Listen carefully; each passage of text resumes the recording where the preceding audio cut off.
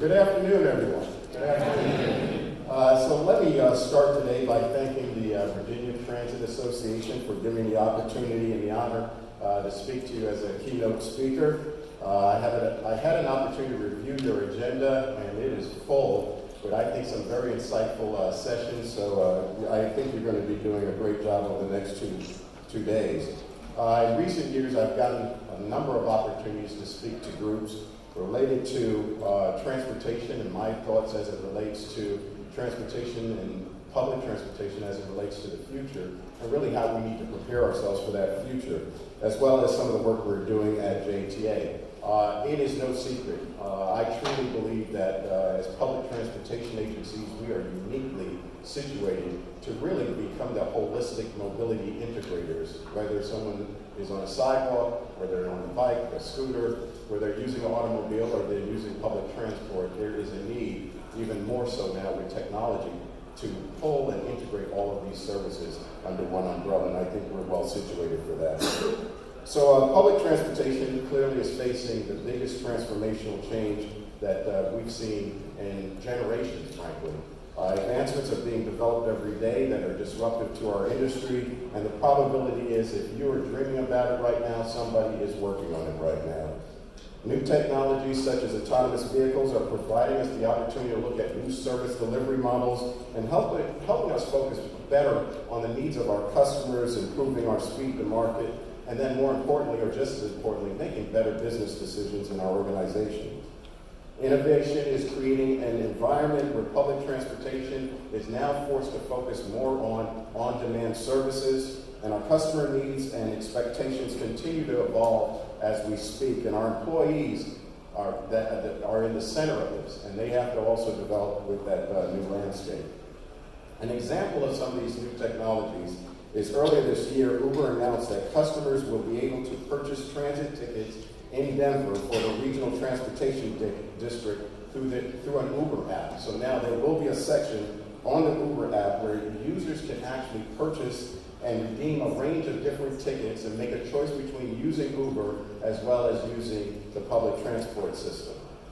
Recently, a report done by APTA looking at the millennials in our world found that millennial riders are very practical in their decision making, and they will use public transportation when it is the best choice for a trip. So they are making a choice on the fly in terms of what's more reliable and convenient for them. We must leverage technology and innovation to make our industry more sustainable, and the time is now. We have to be more sustainable. For many of you, I think last year, as I served as APTA chair, I think you're aware of the agenda that I put forward. It was an agenda that I thought was timely in terms of our industry. And there were 5 key issues that I thought the association and the industry needed to focus on.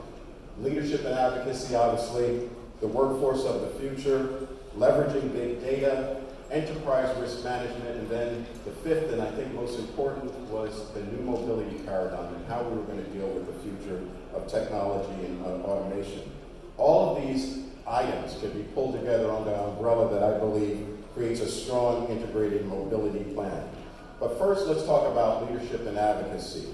By establishing a strong advocacy agenda, I believe that we can continue to ensure that our industry as a whole is relevant and is thought of in a very positive and depicted in a very highly favorable manner. I mean, there are many communities around the country that still face the challenges of community transportation needs that public transportation can obviously serve. Our message is much more than a bus on the road, and that's quite often what we're depicted as being the providers of buses and not much else, but we have an important role as it relates to healthcare outcomes, as it relates to educational outcomes, and economic outcomes for our community, and I think we need to talk more about that. It's about the businesses that rely on us also in terms of bringing customers to their businesses as well as providing workers. And we are intimately involved in the economic growth of our communities. So to be successful, advocacy efforts have to be one that do not just assume that we take every voice for granted and it needs to represent out-of-the-box thinking. As it relates to leadership, it has to be one that closely works with federal officials as well as increasing cooperation at state and local levels Right now, we are in the midst of working on our APTA Legislative Committee activities related to reauthorization. As you all know, our bill is set to expire soon, and we need to come up with a set of policies and recommendations that will advance our industry. And for the first time in APTA's history, our platform will include a set of recommendations that will focus on mobility in a holistic perspective within the Surface Transportation Bill. So if you have not done so, please go to the APTA website, look at the webpage that we've set up to get your comments and your feedback as we finalize, and we're getting very close to finalizing our transportation bill recommendations in the next few weeks. Clearly, as an industry, whether you're a large system, small system, rural, mid-sized, bus only, rail only, I think collectively our purpose and our vision is collective and for the same mission, and we need to stand together. The second was the workforce of the future. Transforming our industry's current and future workforce requires strategies to rebuild, to recruit, build, and retain a highly talented and bright skilled workforce. Our current workforce have done fine jobs over the past few years, but their skills are going to be challenged going into this new millennial in terms of technology and its impacts. We need to invest more in their careers at every level of the organization. It's simple. Industries that are investing in their employees at this time are leveraging these technologies and actually using it as an incubator to create new solutions and new opportunities for their organization. Third, leveraging big data. I think all of us sitting in this room, if you're affiliated with a public transportation agency, we collect reams and bytes of data. And how do you chew all of that data into compartmental-sized items that you can actually make good decisions with? And I always felt that the data that we collect, while we do a lot as it relates to NTD reporting, the number of customers who are carrying the on-time performance, those indicators are important, but they're somewhat archaic because they don't really reflect the impact you have on your community. They don't reflect the outcomes from a healthcare standpoint of communities that are actually distance away from medical facilities, hospitals, things of that nature, and how your connectivity, your public transportation system actually provides better healthcare outcomes or creates better economic outcomes for your business leaders by giving them a larger geographic area to pull talent into their organization. So when I talk about leveraging big data, it is in an advocacy framework because I think there is a story to tell that's much larger than the data that we typically use and report on. And I think there's a great deal of opportunity there. I also think it'll help us with making smart decisions, and I think that's pretty evident in terms of how we use business intelligence to make those decisions in the future. Fourth, enterprise risk management. Right now, with all of the advancing technologies that we're implementing in our systems, everything from Wi-Fi to real-time passenger information, mobile ticketing, trip planners, with all of our customers interfacing with those systems, we have created an environment that we need to focus on cybersecurity going forward. And not just for the protection of our agency and its systems, but also for the privacy issues related to our customers. And so I think it's very important that as it relates to safety and technology, cybersecurity should be a primary focus. Those threats are not limited to our organizations. As I mentioned earlier, we have to safeguard the information of our customers. There are a lot of unknowns in this field, and I think our job is not just to sit and wait for what may happen to us. We need to prepare for it. I spend a great deal of time with my board working on cybersecurity and making investments in terms of all of our systems to prevent an attack. And one thing I think that we all can do as an industry, there have been attacks on transit systems, be it their fare collection systems and their back office systems. The challenge is not keeping that type of attack and information to yourself. I know it's not something you readily want to talk about, but I think as an industry, as an association here in Virginia, sharing those lessons learned will go a long way. in the instances where at JTA, where we've had a potential attack or some type of fraud that was occurring through a email, errant email or things of that nature, it really was the employees that caught those issues and not some sophisticated system. So the more we share, I think the better we will be prepared for that, those attacks. And then finally, the fifth and last priority is the new mobility paradigm. A paradigm I think is predicated on our industry implementing integrated mobility solutions. I think these plans are designed to incorporate various modes of transportation to ensure that people and places connect now and in the future, and tapping into these progressive technologies. Managing and building our systems are becoming more and more complex, from the planning to the financing and operating and so on. And so integration across modes and systems can help us accomplish that. Incorporating all modes of transportation with public transit and alternative transportation options complement each other and not compete against each other increases our mobility options for our customers. We need to think about our infrastructure from curb to curb and not just the bus lane or the rail line. We need to look at what happens to the pedestrian or the bicyclist or even the automobile user in terms of our projects and programs. And as I mentioned before, that data collection and the information that we collect, well, we are the best repository and the best prepared organizations in terms of making better business decisions around transportation as an industry. I think clearly the idea is to move people faster, efficiently, and at a much more cost-effective way across our cities. Mobility has evolved for our customers. It has to evolve for our industry. We need to embrace change, and we need to look at how we can meet our customers' growing demands. So I want to talk to you a bit about at the JTA and how we're implementing these types of priorities through our projects and our services. And before I go into too much about the JTA, let me tell you a little bit about Jacksonville. We're located in Northeast Florida, and it's the largest city in the continental United States at 840 square miles. So you can imagine our challenge in terms of serving such a vast geographical area equitably, but I think we do a pretty decent job of it. We have a population of 938,000 people living in the city limits, and 1.6 million live in the metro area. In terms of our history, the JTA is an independent authority created by the state of Florida. It began in 1955 as an expressway authority. So our DNA is actually in road and bridge building in and around Northeast Florida. That's how we got started. In 1971, when the privately held transit systems, public transportation systems, were having difficulty financially, we took on that responsibility. And today we're one of a handful of transit agencies in the nation that actually have the ability to build and maintain roads and at the same time operate public transit. And I think you can kind of see why I have this thread about integrated mobility, because in the JTA we do a lot of mobility work for our community all under one roof. And so our goal is universal access to dynamic transportation solutions in Northeast Florida. Last year, we moved over 12 million people via our portfolio of services that include our fixed route bus service, our BRT lines, express bus service, paratransit, the St. Johns River Ferry, the Skyway, and we've recently introduced a number of alternative service delivery operations.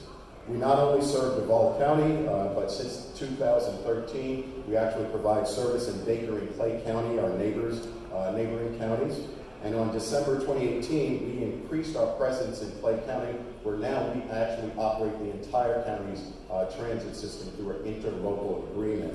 And so we've expanded our services. And then to the north, Nassau County, we launched in December an express bus service to Nassau County.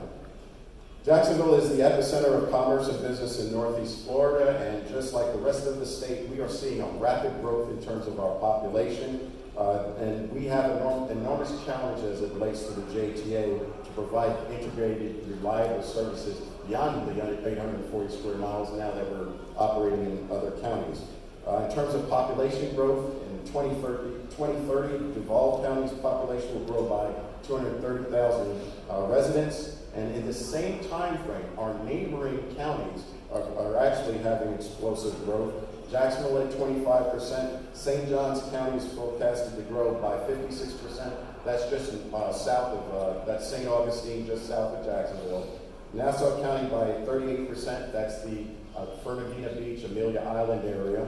And Clay County, to the west of Jacksonville, is growing by 28%. So a lot of growth, and all of the jobs are in Duval County, most of them in Jacksonville. So that is why our first step to integrate mobility is the construction of the Jacksonville Regional Transportation Center at La Villa. Our JRTC, our Regional Transportation Center, will be a place for shared mobility solutions where we will link together our customers with our fixed route bus service, BRT, taxis, Uber, cyclists will be able to use bike share at this facility and connect with the rest of their transportation needs in the urban center. We consider it our Grand Central Station of the South in Jacksonville. This building will also house the JTA's administrative staff, so this will be our headquarters, our home for the JTA. It's built for the future. It has the capacity to handle up to 42,000 people a day, which is a significant increase over our current main transit hub, and it's about a 250% growth in terms of actual capacity. So we're handling about maybe 10,000 people, 10 to 12,000 people at Rosa Parks, and we're going up to 42,000 people at the JRTC, and we're scheduled to open next March of 2020. And so we're very excited about this project.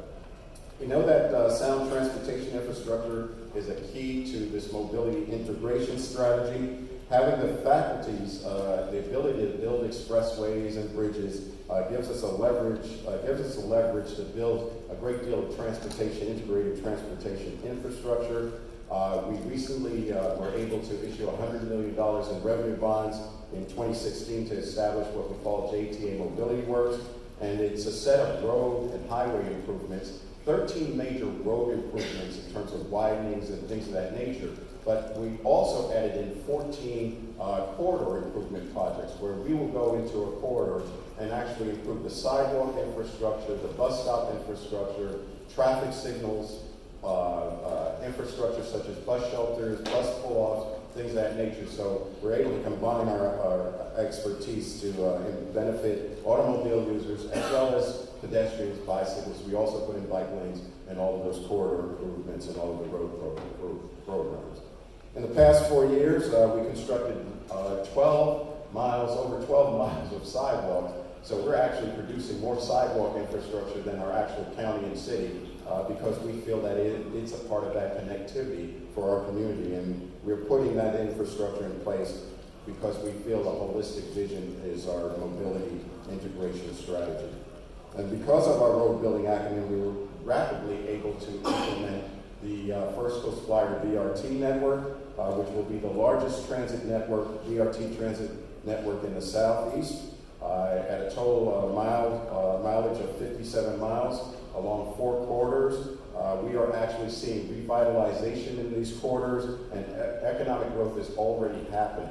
So we have 3 of these corridors that have been built over the last few years. This past December, we launched our latest corridor, the First Coast Flyer Red Line, which actually goes out to our beaches community. And I mentioned earlier about the economic activity.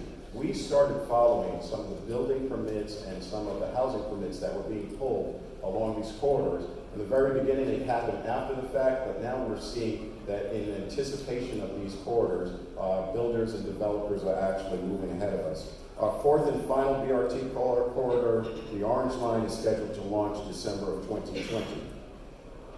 During the JTA's journey, we've made technology a centerpiece of everything that we've done. We've launched mobile apps for ticketing, route planning, real-time information, passenger and employee safety with our CNSA app, and we have Wi-Fi on all of our buses now.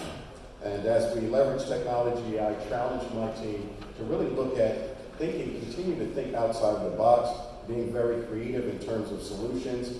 And I truly believe that public transit can no longer be one size fits all. Buses and trains, our traditional transit services, they're going to be the mainstays going forward. However, we need to take a look at some of the new emerging technologies and alternative transportation options for our customers. I believe our team delivered in Jacksonville. We have a series of new services that are customer-focused and responsive, and at the same time actually reduce some of our high operating costs in terms of fixed routes.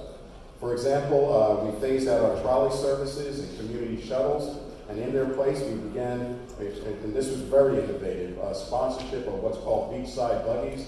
For quite some time we ran a beaches trolley that was literally empty, and we decided at some point to just sponsor something that's more customer friendly, I think, in a beach environment, because no one takes a surfboard on a bus. But the beachside buggies was for pennies on the dollar. We were able to substitute a poorly performing fixed route bus service with a much more conventional service. We introduced more on-demand services by contracting with the private sector. The most recent project is Ready Ride. Our Ready Ride program meets our riders' first and last mile needs by providing them same-day service to and from a JTA bus stop or to a location within their designated zone.